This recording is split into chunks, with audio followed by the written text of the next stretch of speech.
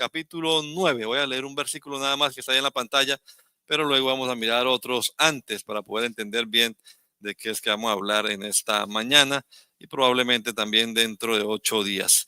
Romanos capítulo 9. Amén. Ya están todos allí en la Biblia. Romanos 9, ahí está el versículo de todas maneras en la pantalla. Dice, pues a Moisés dice, tendré misericordia del que yo tenga misericordia y me compadeceré del que yo me compadezca. Amén. Bueno, hemos orado, sienten, tengan la amabilidad. Creemos que Dios va a hablar a la vida nuestra, hermanos. Vamos a estar atentos a la palabra del Señor. Todavía la mies es mucha y los obreros pocos. ¿Sí? Estamos necesitando obreros. Obrero no es nada más el que se va a predicar la palabra de Dios a los campos misioneros. Obrero es todo el que le sirve al Señor. Ministro, ministerio. Todos tenemos un ministerio. Toda la iglesia tiene un ministerio y todos debemos ponernos en las manos del Señor. Falta obreros aquí también. Pidamos a Dios que nos envíe obreros a este lugar. Ese instrumento hace rato que está acá es bueno, lo compramos nuevo. Necesitamos una mano experta que le ponga en las manos de Dios y que luego coloque sus manos acá también. Vamos a pedir a Dios que Dios envíe a alguien que toque este bajo, un hombre o una mujer que Dios levante para que toque ese instrumento. Allá también necesitamos a alguien que nos ayude con la transmisión en internet, porque hoy no vino Samuelito, que nos ayuda, gracias a Dios. Alguien, oremos para que Dios coloque a alguien ahí en ese computador también. En las proyecciones también necesitamos a alguien. Mis hijos lo hacen pues porque no tenemos a nadie más, pero qué bueno que hubiese otro que lo hiciera, el hermano Amorocho. Bueno, listo, aquí le espero el domingo a las 9 de la mañana y le voy a enseñar, con mucho gusto, mi hermano. El hermano Amorocho alguna vez dijo, no sé por qué usan a los hijos de los pastores para las cosas, pues a veces porque no hay nadie más, entonces ellos sí le hacen caso a uno y ven y le ya. Pero si hubiese hermano, claro que hay instrumentos en las manos de Dios. ¿Por qué no hacemos una oración así que donde está sentado, incline su rostro, hermano, y pidámosle a Dios que levante obreros para que le sirvan a Él? Bendito Dios. Hay una gran necesidad en medio nuestro, Señor, de hombres, mujeres, jóvenes, señoritas, que se pongan en tus manos, Señor Jesús, primero, que se rindan a ti por completo, Señor Jesús. Y que tú puedas usar de manera especial, Señor, de manera poderosa. Levanta hombres y mujeres, Señor, aquí en esta congregación, Señor, y añádelos a ellos también aquí, Señor. Si están allá afuera todavía, Señor Jesucristo, úsanos para traerles hasta este lugar, salvarles a ellos y que también se pongan en tus manos, Padre amado. En el nombre de Jesús te lo pedimos, Señor. Amén. Amén, amén, amén. Salvos para servir, nos enseñaron, nos metieron eso en la cabeza y eso es verdad. Hemos sido salvos para servir. Siempre tenga la amabilidad, hermano Oscar, a quien le decimos bienvenido. Y también se me escapó el nombre ahora de la que nos acompaña acá. Shirley. Shirley, welcome, Shirley. Gracias a Dios que está acá, segunda vez que viene. Bueno, que Dios obre poderosamente. Ella dice que siente algo especial. Bueno, gloria a Dios. Dios deja sentir su presencia y eso es importante. Muy poquito entiende español, pero aquí está también. Necesitamos otro obrero que nos traduzca. ¿Sí ve? Entonces necesitamos pedir a Dios que Dios levante obreros, hermanos. Bien, me quedan 45 minutos para hacer la introducción al tema. Mi esposa dice, es que usted se alarga mucho, usted habla mucho. Bueno, está bien, tiene razón. Bien. Así somos los que vamos por radio, hermano Roberto. También así, ¿no? Hermano, mire, hay una temática que yo quiero tratar con ustedes sobre un tema que abunda en el mundo evangélico. De pronto ustedes tienen amigos, seguramente que sí, que no son creyentes de nuestra doctrina, pero que son evangélicos, son personas que creen en la Biblia, ¿verdad? Que creen en Jesús, en fin.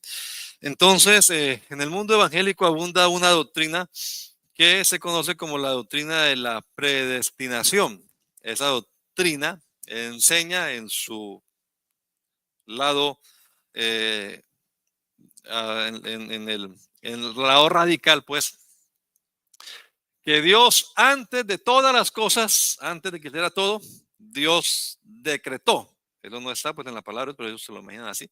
Dios decretó, él sacó un decreto y en ese decreto dijo, ya estipuló un decreto divino, quiénes iban a ser salvos y quiénes van a ser condenados. Ya, entonces todo eso está predeterminado.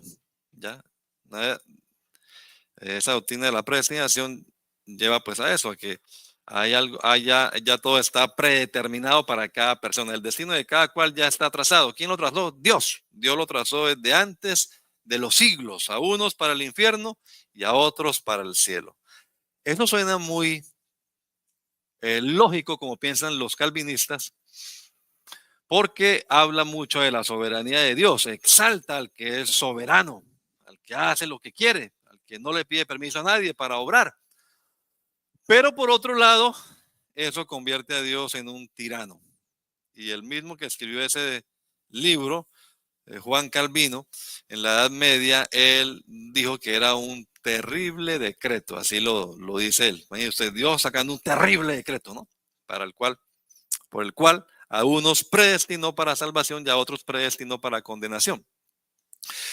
Y ellos, pues entre varios pasajes que usan dos pasajes de este capítulo de Romanos, y vamos a mirar hoy el primero y quizás dentro de 8 días miraremos el segundo. Y yo quiero animarles a ustedes que están acá presentes y también a los que nos vean por internet, a que creamos lo que la palabra de Dios dice más que a las teologías y a las teorías que hay por ahí por fuera, porque esas teorías en últimas llevan a la pasividad. O sea, si Dios me va a salvar, pues me salva. Y si Dios me va a condenar, pues ¿para qué voy a la iglesia? Si de todas maneras al final Dios me va a meter al infierno, ya Él lo decretó así. Entonces hay una incertidumbre, digamos, entre qué destino me espera, ¿no? Pero eso, repito, eso no está en la palabra, fue la imaginación de algunos teólogos, pero se ha difundido mucho en el ámbito evangélico. Y entre esos pasajes, Susan, les digo este pasaje, por ejemplo, que leímos ahora, tendré misericordia del que yo tenga misericordia y me compadeceré del que yo me compadezca. Como si Dios obrara, sí, de manera déspota, ¿sí? En alguna parte de los evangelios, el Señor contó una parábola y en esa parábola Él le hace un reclamo luego a algunos porque estaban bravos con Él, pensando que Él era injusto. ¿Y ustedes qué creen, hermanos? ¿Habrá injusticia en Dios? Pues en este capítulo se plantea la pregunta, ¿no? Claro que no, Dios es justo. Ellos estaban bravos porque hemos trabajado todo el día. Hemos estado aquí soportando el calor del sol y nos has dado a nosotros lo mismo que a estos que apenas unos minutos estuvieron aquí. Y entonces estaban reclamando, tenían los carteles ahí, la propaganda. Pero entonces el dueño de la tierra les dijo, un momentico, a ver, aquí tengo el contrato que ustedes firmaron. ¿Y cuánto acordamos que le iba a pagar? Dijeron 1 denario. Dijeron, bueno, pues tome lo que es tuyo y vete para tu casa. No te estoy agravando en nada, no te estoy robando. Pero luego dice el Señor también algo interesante allí, que ¿es que acaso no me está permitido hacer lo que quiera con lo que es mío? Entonces, o es que tienes tu envidia porque yo soy bueno. Tremenda esa reflexión, ¿verdad? A veces a uno como padre, pues a mí me ha tocado, los niños a veces son como, dejan ver esa, que digamos, naturaleza pecaminosa, ¿no? Como esa envidia. ¿Por qué a él le da más que a mí? ¿O por qué a él le da lo mismo que a mí si yo hice más? Y está como esa cuestión, ¿verdad? Bueno, hermanos, usted y yo debemos de entender de verdad que Dios es bueno. Y Dios es más bueno de lo que usted cree y de lo que yo creo. A veces nosotros pensamos ser más justos que Dios Y no, no hay tal cosa, hermanos. Ahora que falleció el hermano de nuestra hermana María, pues siempre no dejan de preguntar algunas cosas, ¿no? Hermano, ¿y se salvaría? Hermano, yo les digo, hermanos, Dios es bueno. Ya, esas cosas le pertenecen a Dios. Nosotros preocupémonos por lo nuestro, por nosotros, por creer en el Señor y terminar bien la carrera. Que el hermano de la hermana María o cualquier difunto, ¿verdad? Esté o no en la presencia de Dios, eso es soberanía de Dios. Y entonces comentan los argumentos, no, pero hermano, pero mire, pero es que él, y como a justificar, pues, para meterlo al cielo. Yo no meto a nadie al cielo, ni usted tampoco. No, ni tampoco lo sacamos, ¿verdad? Dios sí lo hace. Y que me convenza a mí, diga, oiga, ¿verdad? No, entonces sí se merece el cielo. No, yo no tengo nada que ver en esto. Y usted no trate de convencer a Dios con oraciones, Señor, pero acuérdate que mi mamá tal cosa. Señor, pero, ay, hermano, Dios sabe todas las cosas. Y Él es más bueno que nosotros. No hay injusticia en Él. Es más, ¿usted cree que Dios quiere meter a la gente al infierno? La Biblia dice, el cual quiere que todos los hombres sean salvos y vengan al conocimiento de la verdad. En el capítulo 9 hasta el 11 de la carta a los romanos hay como un paréntesis en esta hermosa carta en la que Pablo trata un temita que es similar a lo que estamos hablando ahora, que es el temita de los israelitas. Los israelitas. Porque los israelitas, pues desde el Antiguo Testamento, han sido el pueblo especial de Dios, especial tesoro. Tanto que le dio mi hijo, mi primogénito. Los trató a ellos, a los israelitas. Israel es mi hijo, mi primogénito. Le dijo al faraón. Pronto dentro de 8 días miraremos esos pasajes. Y le dice, deja ir a mi hijo, a los israelitas. Pero luego vemos que como, ¿qué pasó con el pueblo de Israel? ¿Por qué el Señor? Y entonces lo hace a un lado y ahora comienza a tratar a las gentes, ¿no? Creo que ya sabemos, aquí la mayoría pienso, que hoy en día hay 3 tipos de pueblos realmente en el mundo, ¿no?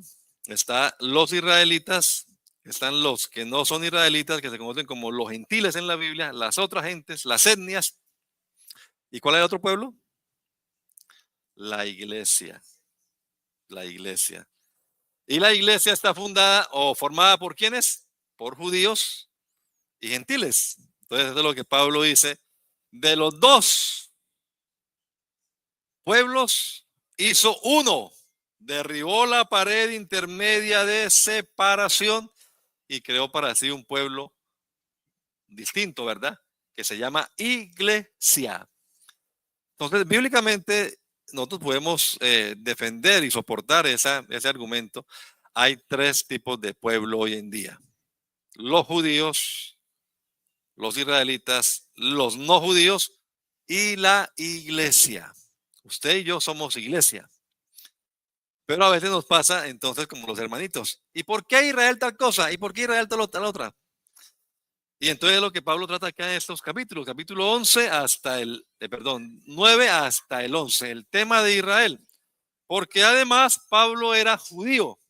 Recuerdan, ¿verdad? Él lo dice en una de sus cartas, yo soy hebreo. Si alguien tiene de qué vanagloriarse en cuanto a la ley, yo más. Porque yo soy de la tribu de Benjamín, hebreo de hebreos, o sea, de pura cepa. En cuanto a la ley, soy fariseo, de la secta más rigurosa, irreprensible, educado a los pies de un gran maestro llamado Gamaliel, temeroso de las escrituras, conocedor de ellas, maestro de ellas, el Antiguo Testamento. Pero ahora Pablo, que es judío, es enviado por el Señor a predicarle a los que no son judíos. Recuerda que él dice que es el apóstol a los gentiles.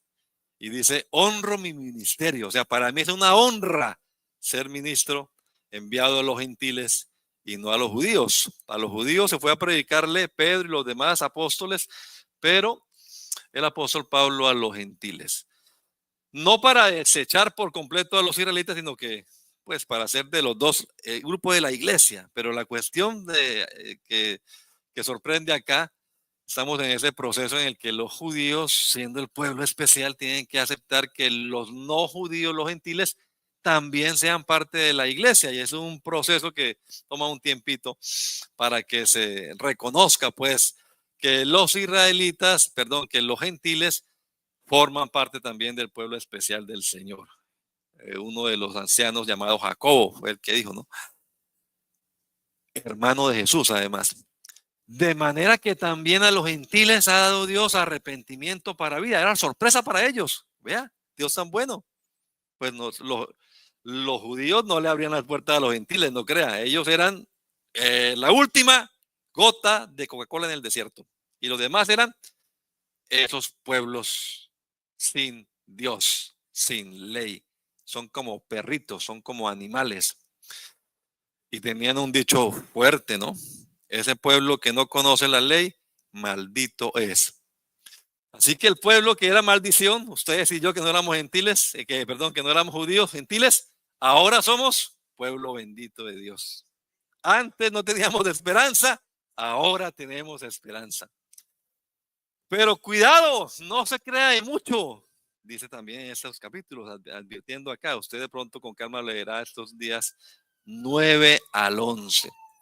Dice, no te creas de mucho, porque si el Señor no le tembló la mano para desgajar al verdadero olivo y meter o injertar allí en el verdadero olivo, al olivo silvestre que somos nosotros, dice él, pues no crea que le va a temblar la mano para quitar también de pronto una rama de esas injertadas que no dé el fruto para el cual ha sido injertado, ¿verdad?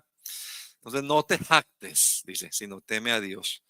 Entonces dejemos a un lado la prepotencia y cuidado, hermano, de todas maneras. Yo sé que ustedes no son así tan sueltos para hablar, pero uno escucha gente así, que habla muy, ¿cómo decimos? Descomedidamente, ¿no? Del pueblo de Israel. Y bueno, yo creo que los que tenemos hijos no nos gusta que se metan con nuestros hijos, ¿verdad? Pues, como decía el hermano Roberto, a veces con cariño uno lo reprende tal y uno entiende eso, pero ya que comiencen como a tratarlos mal y todo, usted como padre va a decir, hey, un momentico, estos son mis hijos, no se meta con ellos. Bueno, recuerde que estos son israelitas y vamos a mirarlo ahora y son pueblo de Dios de todas maneras. Así que, aunque se porten mal, de todas maneras hay un plan para ellos porque no ha desechado Dios a Israel, a su pueblo, para siempre. Los endureció, permitió el endurecimiento por un tiempo para bendecirnos a nosotros, pero con ellos tiene un plan especial. Nuestra postura para estos casos es una postura de todas maneras distinta a la de los que plantean la predestinación, porque nosotros creemos en las dispensaciones. Dios ha tratado de manera especial en distintas épocas con la humanidad, y aquellas personas pues tienen otra manera de interpretar las escrituras. Entonces, según esta interpretación que nosotros tenemos, hay un momento en el cual Dios cumplirá todas sus promesas que aún están por cumplirse con el pueblo de Israel. Aquí literalmente. Uno es el plan para Israel y otro es el plan para la iglesia. Usted y yo no debemos procurar como hacen los mesiánicos por allí. A mí una vez me dijo alguien allá en Bucaramanga, Ortiz, usted es descendiente de no sé qué tribu, Zabulón creo. Mesiánicos. Entonces quieren que usted se haga mesiánico. ¿Y para qué? Si mejor plan tiene Dios para la iglesia que para Israel. Una ojeadita nada más al libro de Hebreos, carta dirigida a los judíos cristianos que estaban como que, ¿será que me vuelvo al judaísmo o me quedo aquí en el cristianismo? Ya se estaba notando la diferencia. En el principio casi no se notaba la diferencia, pensaban que el cristianismo era una secta de los judíos, pero no, son cosas bien distintas. Entonces ellos estaban dudando, ¿me voy para allá o me quedo acá? Y entonces el Señor inspiró a alguien, que no se sabe quién sea el autor, no dice la Biblia, de la carta a los Hebreos, o la autora, quizás dice algunos también, ¿no? No se sabe, pero alguien inspirado por el Espíritu escribió esa hermosa carta en la que la palabra mejor resáltela, márquela. Mejores promesas, mejor culto, mejor sacerdocio, mejor patria, mejor esperanza, mejor sacrificio. Bueno, mejores cosas en general. Entonces, ¿qué hacemos nosotros enviándole o deseando ser judío? ¿Para qué? Si el pueblo de Dios, la iglesia, tiene mejores promesas. Amén. Bueno, esa fue la introducción. Me gasté 15 minutos. Hoy sí. Bien, vamos a mirar la palabra de Dios. Usted tiene la Biblia abierta, hermano, o se puede abrir. Vamos a mirar unos versículos rapidito para llegar acá al tema que quiero. Desde el capítulo 9, versículo 1, dice: verdad digo en Cristo, no miento, y mi conciencia me da testimonio en el Espíritu Santo, Romanos 9, que tengo gran tristeza y continuo dolor en mi corazón. Pablo está escribiendo estas palabras. Le vuelvo a leer. Verdad digo en Cristo, no miento, y mi conciencia me da testimonio en el Espíritu Santo que tengo gran tristeza y continuo dolor en mi corazón, porque deseara yo mismo ser anatema, separado de Cristo, por amor a mis hermanos, los que son mis parientes según la carne. ¿Quiénes son ellos? Ahí lo dice, que son israelitas. ¿Ya? El viernes estábamos en la radio y entonces yo estaba diciendo que las razones por las cuales creemos nosotros que cuando el rey juzgue a las naciones, a los gentiles, y diga o dijo, o dirá más bien, futuro, por cuanto no lo hiciste a uno de estos mis hermanos, a los de la izquierda o a los de la derecha, por cuanto hiciste a uno de estos mis hermanos. ¿Quiénes son mis hermanos? Pues una de las razones por las que creemos que son los israelitas es precisamente porque aquí Pablo también trata de mis hermanos a los israelitas, los hermanos que son según la carne. Y sabemos que el Señor Jesucristo vino según la carne, aquí también lo va a decir ahora, de los israelitas. O sea que tiene unos hermanos israelitas. Ese juicio de las naciones también es bien interesante, hermanos. Aunque es para el futuro, en el periodo en que no vamos a estar nosotros acá, pero Dios tratará a ellos, a los de esa época, con severidad o con benevolencia, también dependiendo de cómo ellos se hayan comportado. ¿Con quiénes? Con los israelitas, precisamente. Entonces, nosotros no deberíamos participar de ningún, lo digo con honestidad, de ningún movimiento de esos que dicen antisemitas, ¿no? Eso, hermano, nosotros no nos metamos en ese cuento. Un hermano decía, no se meta usted en problemas que no son suyos. Como cuando, volviendo al tema del padre de familia, ¿no? Un padre de familia está reprendiendo o está castigando a su hijo y otro se va a meter. Pero ¿y usted qué se mete si ese no es su casa? Respete la jurisprudencia. Ese papá, él sabe lo que está haciendo y por qué lo está haciendo. Él conoce bien a su hijo. Pero ese temita de Mateo 25, al final, es relacionado con el pueblo de Israel. Entonces aquí dice que son israelitas, de los cuales son, vea lo que pertenece a los israelitas: la adopción, la gloria, el pacto, la promulgación de la ley, el culto, las promesas, de quienes son los patriarcas y de los cuales, de los israelitas, según la carne, vino Cristo, el cual es Dios sobre todas las cosas, bendito por los siglos. Amén.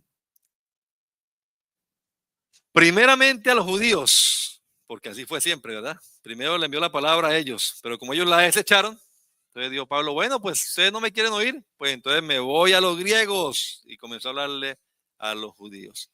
Pero al judío primeramente y también al griego. Los judíos en esta carta, capítulo 2, Pablo le dirige algo y le dice, bueno, eres juez, ¿verdad? Pero dice, a ver, ¿dónde es que habla acerca de todo lo que tienen los judíos? He aquí tienes, el versículo 17, el sobrenombre de judío y te apoyas en la ley y te glorías en Dios y conoces su voluntad. e instruido en la ley, apruebas lo mejor. Y confías en que eres guía de ciegos y luz de los que están en tinieblas, instructor de indoctos, maestro de niños, y que tienes en la ley la forma de ciencia y de verdad. ¿Esas cosas son malas o son buenas? Le vuelvo a leer. Tú tienes el sobrenombre de judío, te apoyas en la ley. ¿Está mal apoyarse en la ley? Eso es bueno, ¿verdad? La ley de Dios, claro, la ley del Antiguo Testamento, el pacto que hizo Dios con el pueblo de Israel. Te glorías en Dios. ¿Está malo gloriarse en el Señor? Si alguno se gloria, dice gloríese en el Señor. Conoce su voluntad. ¿Es malo conocer la voluntad de Dios? Lo malo es no hacerla, ¿no? Instruido por la ley, aprueba lo mejor. Eso está bien. O sea, todos estos versículos exaltan al pueblo judío. El pueblo judío tuvo muchos privilegios, hermanos. De verdad, estos están en la misma carta. Confías en que eres guía de ciegos, luz de los que están en tinieblas, instructor de indoctos, maestro de niños, y tienes en la ley la forma de ciencia y de verdad.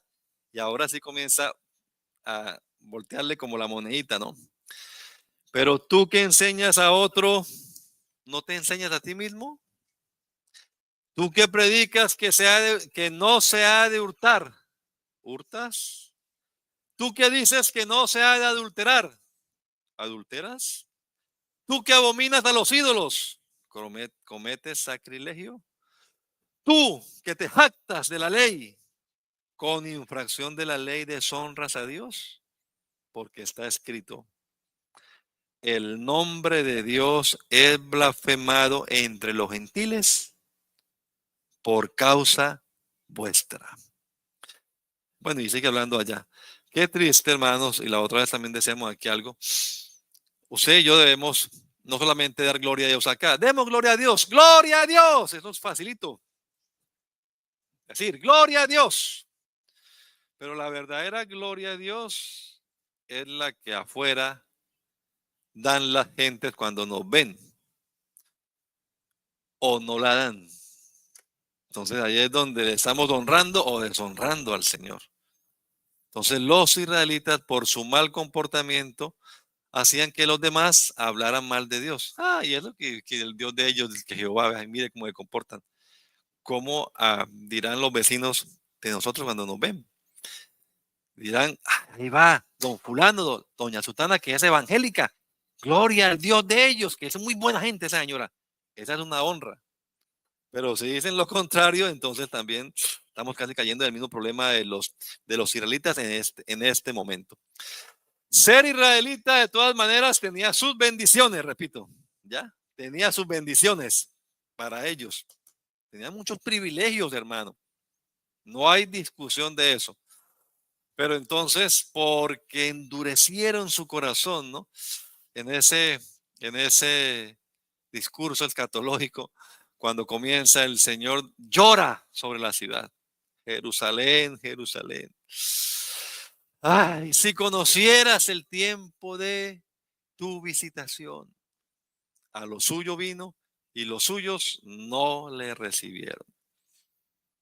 Entró el Señor, dueño de todo y Señor del pueblo, pero el pueblo le rechazó, no le recibieron. Pero entonces el endurecimiento de ellos fue bendición para nosotros, porque entonces a todos los que le recibieron, a los que creen en su nombre, les dio potestad de ser hechos hijos de Dios. Ahí entramos usted y yo. No por sangre. Los hijos de Dios no son nacidos por voluntad humana, no es por genealogía, no tenemos que hacer como ellos. Tenían que demostrar la línea genealógica. No, mi papá es fulano, mi abuelo es sultano, hasta que llegó allá. Y por fin llegamos a uno de los 12 hijos de Israel. Muy bien, demostró que usted es israelita. Bienvenido aquí a la ciudadanía de Israel. Y quienes no podían demostrarlo, no podían disfrutar de eso. Varios en el relato bíblico, en Esdras y Nehemías, vemos que buscaron, indagaron. No lo encontramos a ustedes.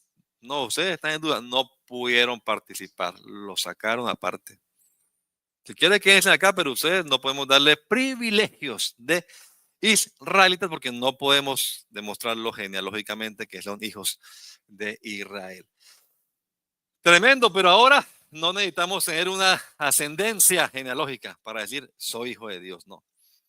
No son nacidos por voluntad de carne ni por voluntad de varón, sino de Dios. A través de su gloriosa y bendita palabra, el Señor ha engendrado en nosotros un santo ser y hemos nacido de nuevo. Nos ha hecho renacer y somos ahora hijos de Dios.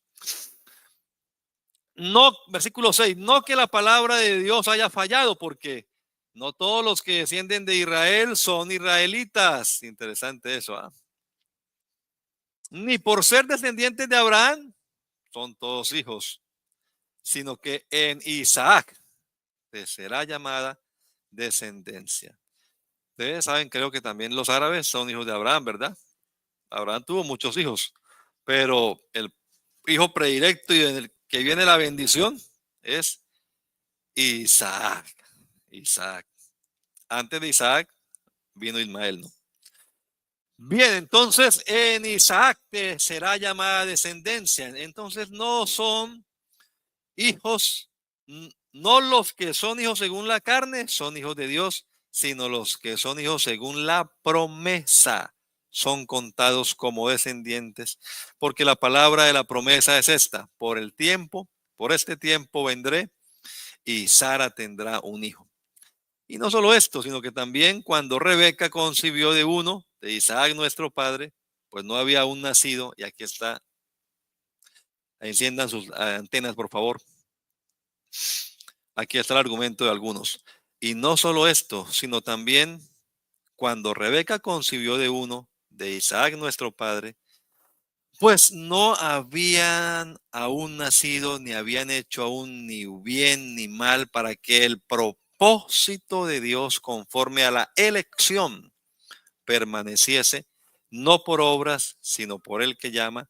Se le dijo, a Rebeca se le dijo, el mayor servirá al menor, como está escrito, a Jacob amé y a Esaú aborrecí. Entonces ahí dicen, ¿sí ve? Hermano, mire, a uno lo salvó y a otro lo condenó. ¿Qué pues diremos? ¿Que hay injusticia en Dios? Dice Pablo, no, de ninguna manera. Pues a Moisés dice, tendré misericordia del que yo tenga misericordia y me compadeceré del que me compadezca. Así que no depende del que quiere ni del que corre, sino de Dios que tiene misericordia. Luego sigue hablando de un caso que veremos más adelante, que es el caso de Faraón.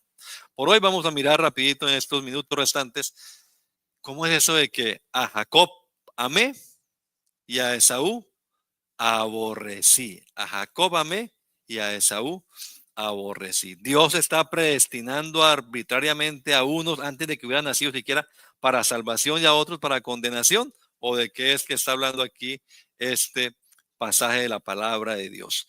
La elección de Jacob y el, digámoslo así, aborrecimiento de Esaú, su hermano. Pero yo sí quiero decirle algo de una vez, antes que me pase por alto, hermano y amigos, si me escucha por ahí por el internet, no piense usted, es que eso quién sabe si Dios me tiene ya para irme para el infierno. No, no. Nunca por la palabra de Dios podemos demostrar que Dios ha predestinado a una persona para meterla al infierno, a una persona, no. Fíjese que la Biblia dice que el infierno fue preparado para ¿quiénes? Satanás y sus ángeles. Entonces, no, Dios no predeterminó a ningún ser humano para eso. Hay una elección y eso depende de nosotros, que terminemos en un lugar, porque si bien es cierto, la escritura sí demuestra que algunos terminarán en ese lugar, pero no porque Dios así lo quiso, sino porque las personas así lo eligieron. Libre albedrío se llama esto. Entonces usted y yo tenemos una ¿cómo se llama? Participación activa en esto. Una participación activa. Hay que ponerle ganas a esto. Porque si usted, sí, como dicen los mexicanos, echémosle ganas a esto, hermano, porque si usted se duerme, hermano, ¿cómo escaparemos si descuidamos una salvación tan grande? ¿Cómo escaparemos? Es una advertencia que está en Hebreos capítulo número 2. Entonces, no, vamos a decidir bien, hermanos.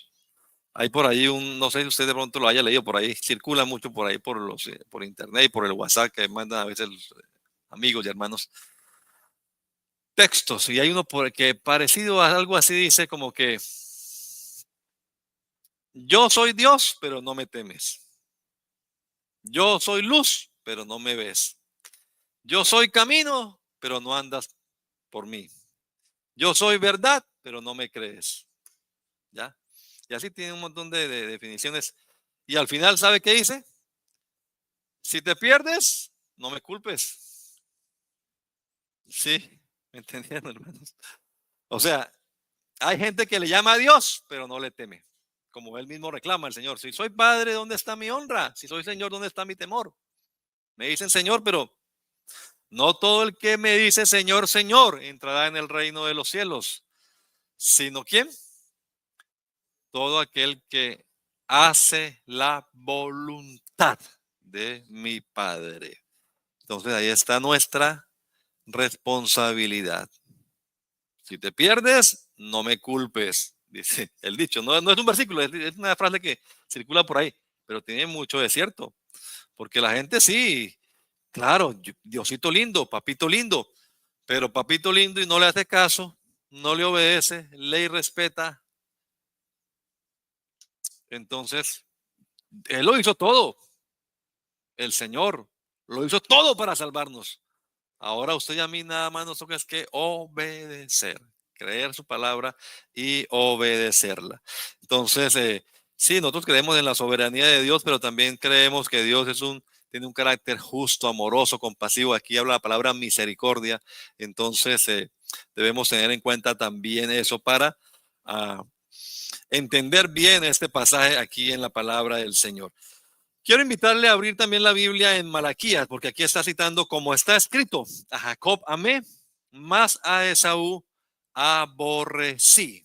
A Jacob amé y a Esaú aborrecí. Yo tengo acá unos apuntes que quiero compartirle, porque a veces uno escribe cosas y después se le olvida decirla de acá, entonces mejor aquí la tengo. Esto es, hermanos, una cita del Antiguo Testamento, Malaquías, capítulo 1. La otra vez aquí estudiamos un poquito de Malaquías y decíamos que Malaquías, ese último libro de la Biblia, es como eh, como un reclamo de un padre, ¿no?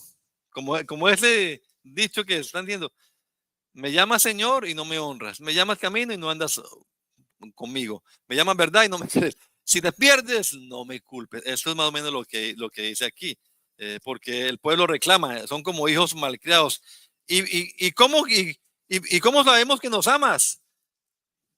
Malaquías capítulo 1 dice, yo os he amado, dice Jehová, versículo 2. ¿En qué nos amaste? Preguntaron ellos.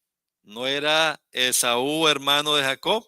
Y dice Jehová, y amé a Jacob y a Esaú aborrecí. Esta es la cita que hace Pablo de este pasaje. Y convertí sus montes en desolación y abandoné su heredad para chacales en el desierto. Cuando Edom, ¿sabe quiénes son los edomitas? Los descendientes de Esaú. Entonces, en este pasaje, que tradicionalmente se usa para argumentar que Dios predestina arbitrariamente a uno para salvación y a otro para condenación, realmente no se está hablando de una elección individual, sino de un propósito que tiene Dios con unos pueblos. Son los descendientes de ellos, los edomitas y los israelitas. Así que la elección, en este caso, sí hay una elección en el caso de Esaú y de Jacob, claro, pero no es una elección para salvación individual. No, ahí no se está refiriendo a la salvación eterna. Se está refiriendo a un propósito terrenal, y no es ni siquiera individual, sino que es a los descendientes, a los pueblos, a las naciones que formarán estas dos personas, o que nacerán después de ellos, porque también le dijo el Señor a Rebeca, dos naciones hay en tu seno. Génesis 25:23. Dos naciones hay en tu seno. Dos pueblos están divididos en tus entrañas. El un pueblo será más fuerte que el otro pueblo, y el mayor servirá al menor. Ese es el contexto en el cual está metido aquello. No se está refiriendo a una persona individual que Dios la destinó para el cielo y a la otra para el infierno. No. Ahí están hablando de dos naciones que están divididas, y una de ellas será usada con un propósito especial: los israelitas, los hijos de Jacob. Y el otro pueblo, pues también tiene un propósito, pero un propósito de reprensión: los edomitas, como está aquí diciendo, montes de Edom, nos hemos empobrecido, pero volveremos a edificar lo arruinado, dijeron ellos. No, así dice Jehová de los ejércitos: ellos edificarán, pero yo destruiré, y lo llamarán territorio de impiedad, pueblo contra el cual Jehová estuvo indignado para siempre. Estudiando un poco de esto de los edomitas, cuando el pueblo de Israel venía, recuerdan, de la tierra de Egipto hacia la tierra de Canaán, pasó por el territorio de los edomitas. Pero el Señor le dijo: estos son tus parientes, no le voy a dar tierra de ellos. Háganle por un ladito y vayan con cuidado. Pero los edomitas salieron a castigarlos, y al Señor eso le disgustó, porque eran sus parientes de todas maneras, ¿verdad? Eran primos o no sé qué, de todas maneras venían de dos hermanos: Esaú, padre de los edomitas, y Jacob, padre de los israelitas. Entonces, esta es una profecía que tuvo cumplimiento. El cumplimiento se dio en varios pasajes del Antiguo Testamento, cuando los babilonios vinieron y se llevaron a los israelitas, que llevaron cautivos a un poco de gente. Los edomitas se reían, y el Señor después les hace reclamo: ay, ustedes cómo se burlaban cuando Israel era destruida. Cuando a un hermano le pasa una desgracia, ningún hermano debería alegrarse ni decir: ¿sí ve? Eso le pasa, y tan hipócrita que era. Hermano, Dios no guarde eso, porque somos humanos como cualquiera también. Y el tropiezo que tuvo fulano también puede ser mi tropiezo, si no me sujeto de la mano del Señor mejor que él. Así que cuidado con burlarnos de nuestros hermanos. No recuerdo ahora qué profeta menor es el que habla acerca de esto, pero a ver, vamos a ver, es una sola página, recuerdo, pero no recuerdo el nombre ahora del profeta aquí mismo, pero es una sola página la que habla en contra. A ver si es Abdías, ¿será? Ajá, Abdías. Voy a leerle rapidito y termino con esto.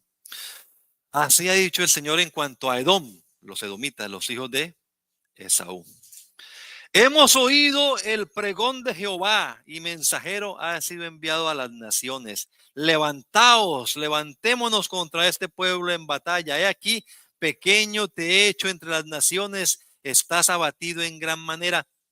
La soberbia de tu corazón te ha engañado. Tú que moras en las hendiduras de las peñas, porque moraban allá como en las rocas, en cuevas. Y dícele en tu corazón: ¿quién me derribará a tierra? Si te remontas como águila, aunque entre las estrellas pusieres tu nido, de allí te derribaré, dice Jehová. Si ladrones vinieren a ti, o robadores de noche, ¿cómo has sido destruido? ¿No hurtarían lo que les bastase? Si entraran a ti vendimiadores, ¿no dejarían algún rebusco? ¿Cómo fueron escudriñadas las cosas de Esaú? Los tesoros escondidos fueron buscados. Todos tus aliados te han engañado. Hasta los confines te hicieron llegar. Los que estaban en paz contigo prevalecieron contra ti. Los que comían tu pan pusieron lazo debajo de ti. No hay en ello entendimiento. No haré que perezcan en aquel día, dice Jehová, los sabios de Edom y la prudencia del monte de Esaú.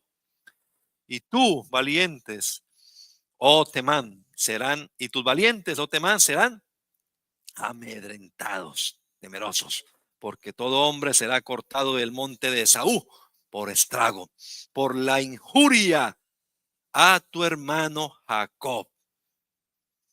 Jacob te cubrirá vergüenza por la injuria a tu hermano. Serás cortado para siempre. Un versículo muy duro, ¿no? Por la injuria a tu hermano te cubrirá vergüenza y serás cortado para siempre. El día que estando tú delante llevaban extraños cautivos su ejército y extraños entraban por sus puertas y echaban suerte sobre Jerusalén, tú también eras como uno de ellos. No debiste tú haber estado mirando el día que tu hermano, el día de su infortunio, no debiste haberte alegrado de los hijos de Judá en el día en que se perdieron, ni debiste haberte jactado en el día de su angustia.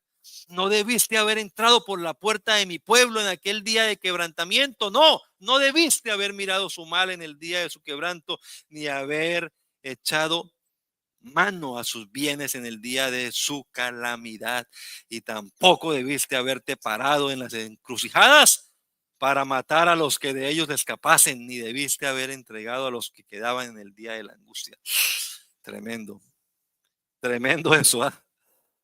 Los edomitas, los descendientes de Esaú, contra sus propios hermanos, los hijos de Jacob, y se burlaban. Y vino ese tremendo juicio. Entonces fueron a las naciones, no fue a una persona en particular a la que Dios quiso meter al cielo y a la otra meter al infierno, no. Es algo aquí que tiene que ver con una elección y con un propósito divino en cuanto a las naciones de Israel y a la de los edomitas. No tiene que ver con salvación, sino con servicio, con propósitos. Él no está aquí eligiendo, repito, a un ser humano, sino a una nación especial que la va a convertir, por supuesto, en su hijo. Pero mire que de todas maneras a los edomitas los trata como tus hermanos, tus hermanos. Y el Señor les advirtió a los israelitas, no se metan con ellos, son sus parientes. Pero estos sí se metieron con los israelitas y fueron bien crueles con ellos. Bueno, vamos a dejar hasta acá, hermanos. Seguimos con este temita. Entre 8 días, si el Señor nos da vida, les invito a que vengan, no se queden en casa, porque sí quiero que veamos algunas escrituras y entendamos que Dios no predestinó a un ser humano para meterlo al infierno, jamás. ¿Sabe qué predestinó el Señor? Predestinó un plan para salvar a todo el que se acoja a Él. Ese plan se llama Jesucristo. Y cada vez que usted encuentra la palabra predestinados o elegidos, va a estar acompañada de en Cristo. Es en Él, en el Señor, que hemos sido elegidos, que hemos sido predestinados. Pero no individualmente. Dios no predestinó a fulano de tal, para el cielo, para el infierno, No, no. Pudo haberlo hecho así. Pudo haberlo hecho así. ¿Y quién podía reclamarle? Nadie. Pero no lo hizo de esa manera. La palabra misericordia aquí es clave. Decía alguien, si usted no comprende lo que es la misericordia, pues menos comprenderá lo que es la gracia, porque la gracia sobrepasa la misericordia. Gracia es más que misericordia. Misericordia, decía un hermano, no clame tanto misericordia, porque la misericordia se usaba mucho en el Antiguo Testamento, ¿verdad? Pero nosotros somos beneficiarios de su gracia. Y en parte tiene razón. Porque bueno, la misericordia es nada más no me des el castigo que merezco. Eso es misericordia.